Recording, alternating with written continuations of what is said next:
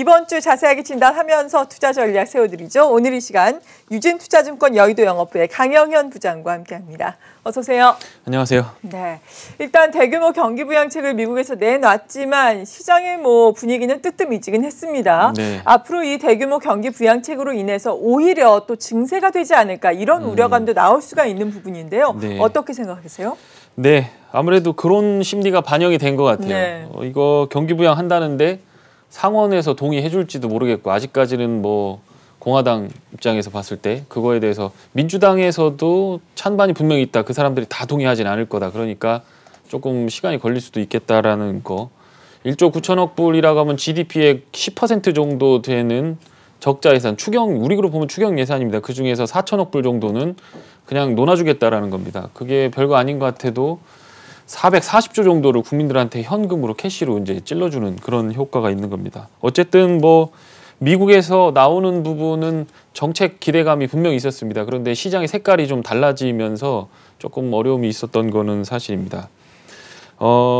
저희가 이제 주로 저번 주, 지지난주부터 계속해서 보고 있는 부분이 인플레이션입니다. 인플레이션이 발생하게 되면 그러면 이게 백약이 무효하기 때문에 페드도 전제가 그거였습니다. 우리가 인플레 2% 넘는다고 바로 금리 땡기지는 않을 건데 평균적으로 잡아서 2% 정도, 거기서 2.5% 정도까지는 참아줄게라고 했는데 만약에 그 이상으로 튀게 되면 그다음부터는 난 몰라라고 얘기를 한 거고 이 사람들 페드 입장에서는 그동안 10년 동안 열심히 했단 말이에요.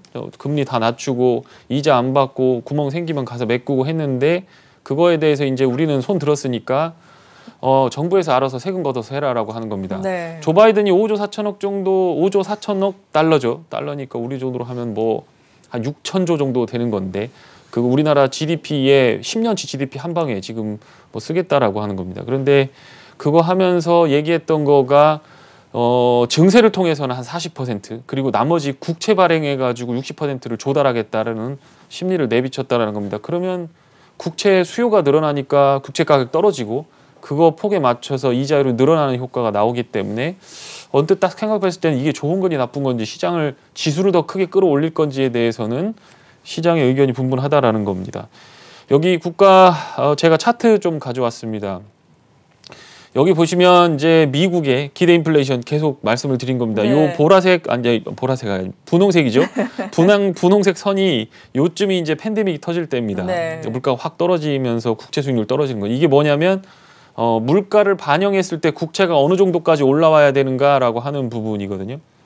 그때가 2%도 안 되는 1.8% 정도 되면 그게 이제 브레이크 이븐이 맞춰지는 거였는데 지금은 2.1%를 넘어섰습니다. 그러니까 국채 수익률은 지금 1.2%인데 이거는 2.1%까지 올라가고 이게 더 빠른 속도로 올라갈 가능성이 되게 높은 게 철강값 올랐지, 구리값 올랐지, 유가 다 올랐지, 식료품값 올랐지. 맞아요. 그리고 달러 인덱스 빠지면서 외국에서 수입하는 공산물 가격 올랐지. 수요가 안 받쳐주니까 물가 안 오를 거야라고 했는데 이렇게 올라가고 있는 상황인 거죠. 그런데 GDP 경제지표 보면은 그거는 아직도 고용지표나 경제를 떠받치는 GDP 성장률이나 이런 것들은 아직도 바닥을 기고 있는 상황이니까 이게 위로 맞춰주든가 아니면 이게 내려가든가 둘 중에 하나 해야 되는 상황인 겁니다. 근데 기초 원자재 가격이라든가 환율이라든가 이런 변수들을 봤을 때 요게 내려갈 것 같지는 않다라고 하는 거고 그러면 경기가 올라와야 되는데 그게 만약에 못 올라온다. 돈을 풀었는데도 물론 돈을 풀으면 올라올 겁니다. 그런데 그게 지연이 된다든가 어떤 문제가 생기게 되면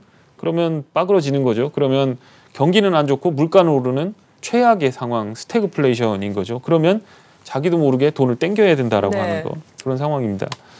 여기 지금 차트 갖고 온 건 일본 IPO 시장입니다. 여기 일본을 왜 갖고 왔냐면 미국도 아닌데 중요하지도 않죠. 일본 시장이 그렇게 중요하지는 않죠. 근데 야들이 지진이 나서 건물이 전체적으로 다 흔들린다고 하더라도 오하이어를 맞춰서 빠져나갑니다. 그러면서 남이 밟으면 스미마생 미안하다고 그러는 거죠. 그러니까 이 사람들 굉장히 냉정한 사람들이에요. 근데 그 사람들이요 지금 주식 투자를 하는데 이 사람들도 비슷한 거죠. 집에 앉아서 이제 돈 나올 수 있는 거는 갖다가 돈 이제 박아가면서 이렇게 하는 겁니다.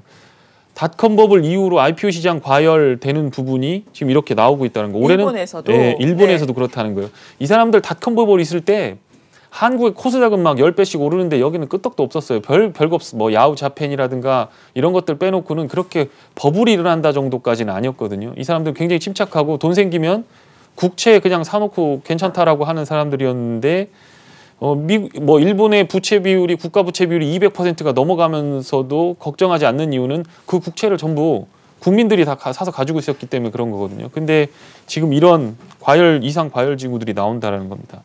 달러 인덱스가 다행히 반등을 해주고 있기 때문에 추가적으로 물가 상승에 대한 부분은 고려하고 있는 부분인데 이렇게 되면 미국 주식 투자자는 조금 안심하겠지만 여타 국가들에서는 돈이 추가적으로 나와서 자국으로 흘러드는 거에 대한 기대감이 누그러질 수밖에 없는 상황이다라는 네. 거.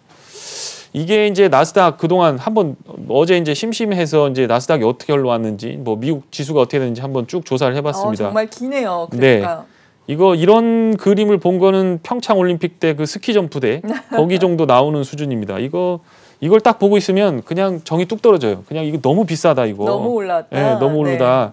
비싸다 너무 이런 생각이 듭니다. 그래서 찾다 보니까 1987년 블랙 먼데이가 나오기 전에 이 흐름들이 나왔습니다. 네. 여기 보시면 여기 하늘색으로 표시된 부분이 지수고요. 그 다음에 여기 분홍색으로 왔다 갔다 하는 거, 노란색으로 왔다 갔다 하는 거가 실적입니다. S&P 실적입니다. 보시면 바닥서부터 8, 9에서부터 45까지 5배 딱 올랐습니다. 그리고 EPS도 증가를 하다 한번 구부러지긴 했지만 리세션 막 구부러지긴 했지만 꾸준하게 증가를 했습니다. 보시면 파란색 네모가 빨간색 네모보다 위에 있습니다. 그러니까 EPS는 계속 증가하면서 지수는 그 밑에서 맞춰졌다는 거죠.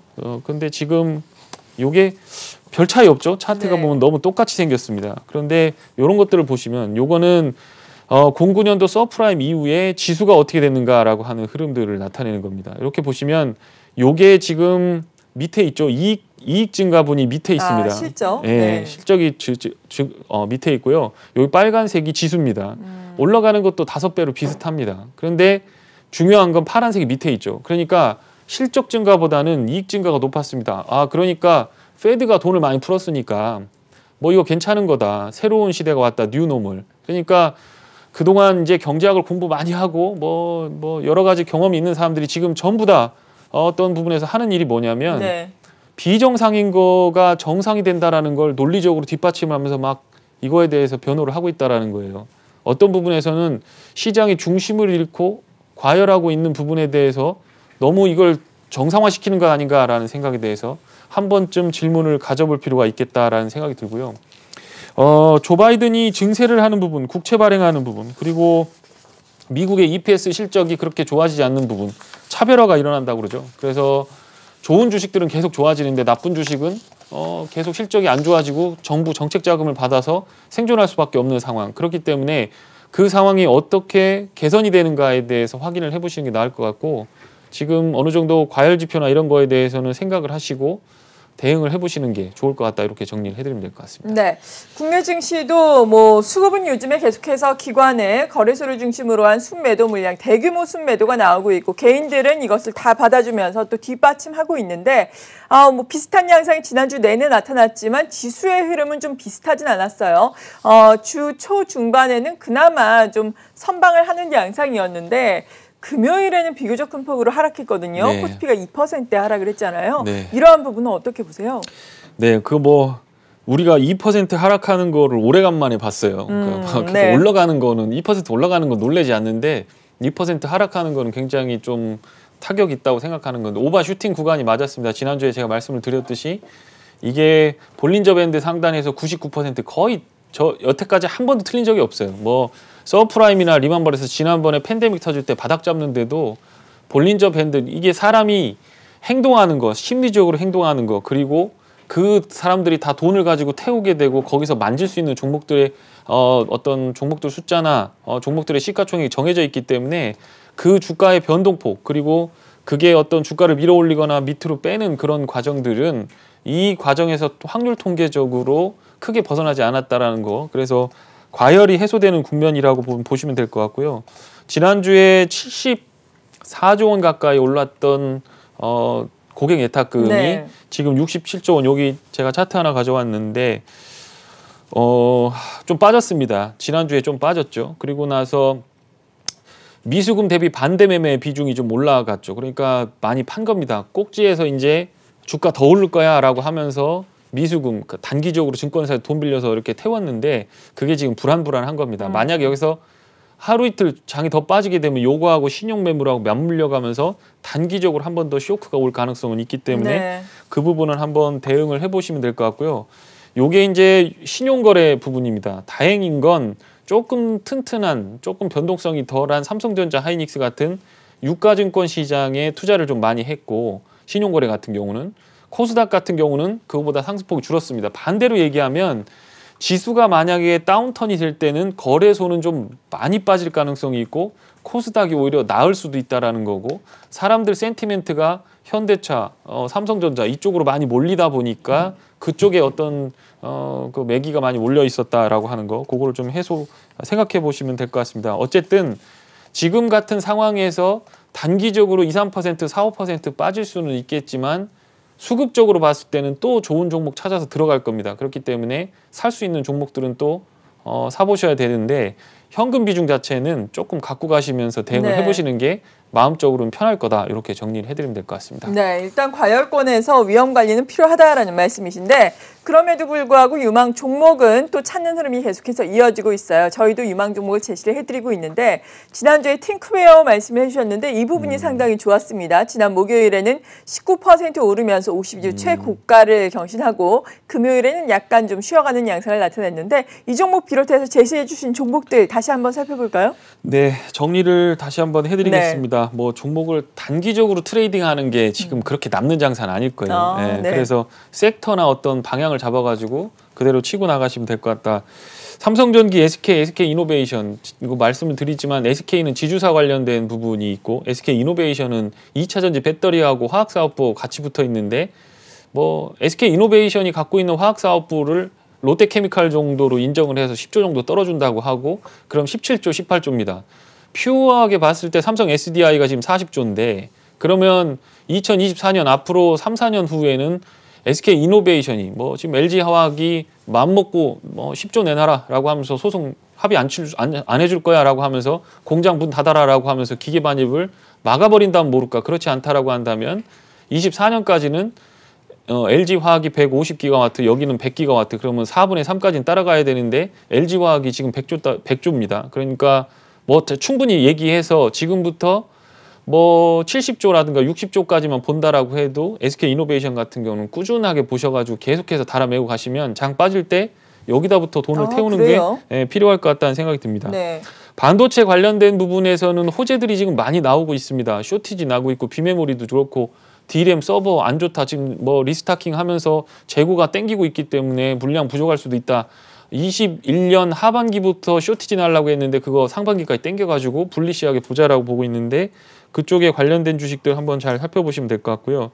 지금 뭐 크게 관심은 없어 보이시긴 하는데 에코프로, 인선 ENT 이런 것들은 폐기물 리사이클, 그다음에 ESG라고 하는 거죠. 그러니까 환경과 관련된 부분에서 에코프로 같은 거는 재활용입니다. 2차전지 배터리가 이제 엄청나게 쏟아져 나올 건데 그거 갖다 어디다 매장할 수 없습니다. 그거 다 수거해가지고 다 뜯어가지고 코발트라든가 니켈이라는 건 재활용하고 나머지는 버리는 거 이런 부분이고 자동차에서 쓰던 배터리는 다시 뭐 ESS라든가 가정용이라든가 이런 데로 쓸 수 있는 그런 성능 좋은 거기 때문에 그 리사이클 관련된 부분에서 살펴보시면 될 것 같습니다. 5G에서 지상파 기지국 박는 것들에 대해서는 지금 좀 느리고 있는데 미국에서 주파수 경매가 이제 마무리가 됩니다. 그러면 AT&T라든가 버라이즌이 기지국 박는 일에 착수를 하게 될 겁니다. 팬데믹 때문에 지금 정신이 없기 때문에 뭐 이노와이어라든가 오이솔루션 같은 거 좀 보시되 인텔리안테크는 지금 신고가 갱신하면서 계속 가고 있습니다. 네. 요거 지금 바닥서 제가 말씀드린 이후로 70% 정도 올랐습니다. 여기서부터 70%는 더 올라갈 것 같습니다. 제 생각에요. 그러니까 10만 원 정도 넘어가지 않을까. 그냥 기대감입니다. 갖고 있으면 추가적으로 보유를 해보시는 것도 나쁘진 않을 것 같다는 생각이 들고요. 의료장비 쪽에서 메가이시에서 지금 인공호흡기 관련된 부분은 이번 팬데믹을 통해서 각국 정부가 돈을 많이 쓸 겁니다. 그런데 잘 만드는 회사이기 때문에 싸고 좋기 때문에 이쪽을 한번 보시면 될 것 같고요. OLED 관련된 거는 지금 안 오르고 있는데 뭐 DKT나 한솔케미칼 같은 거 꾸준하게 보시고 뭐 이라이콤은 지난번에 말씀드린 대로 자회사 모멘텀 한번 보시면 될 것 같습니다.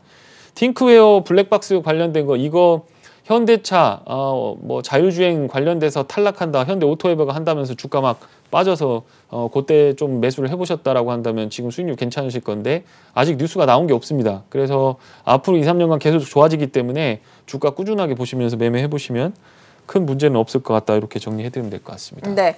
그렇다면 이번 주에 뭐 추가로 관심을 가질 수 있는 종목들 어떤 것들이 있을까요? 네, 지금 뭐 방위 산업체 관련된 부분에서 하나 에어로스페이스 가져왔습니다. 네. 자회사로 하나 디펜스, 하나 테크윈, 그다음에 뭐 하나 시스템 주식을 보유하고 있습니다. 그런데 엔진 부품 제작하면서 이제 하는데 지금 우주 시대가 많이 열리고 있고 그쪽으로 펀드도 많이 들어오고 있는데 그러면 한국에서는 어떤 업체가 될 거냐라고 했더니 하나 그룹이 거기다가 딱 포인트를 찍고 있습니다. 네.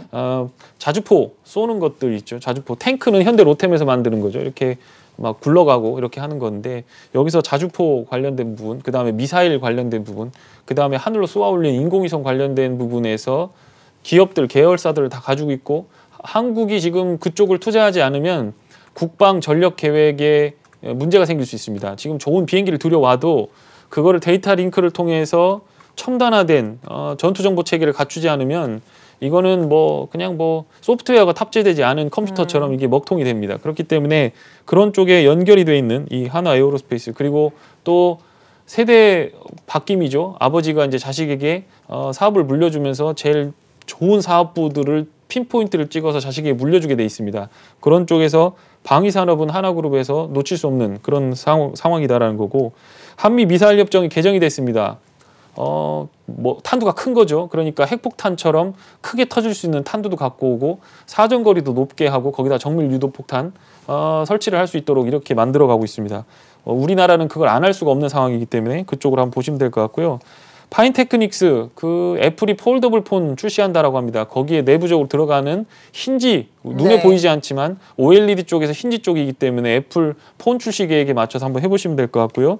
사마네트웍스, 지금 뭐 뉴라든가 스튜디오 드래곤이라든가 뭐 에이스토리라든가 이런 것들은 다 올랐습니다. 근데 요거 드라마 제작하는데 이쪽만 러브콜을 못 받고 있는 상황이기 때문에 주가 잘 조정줬으니까 그쪽에서 한번 매매를 해보시면 뭔 큰 문제는 없을 것 같다, 이렇게 정리해드리면 될 것 같습니다. 네, 지금까지 유진 투자증권 여의도 영업부의 강영현 부장과 함께했습니다. 고맙습니다. 고맙습니다.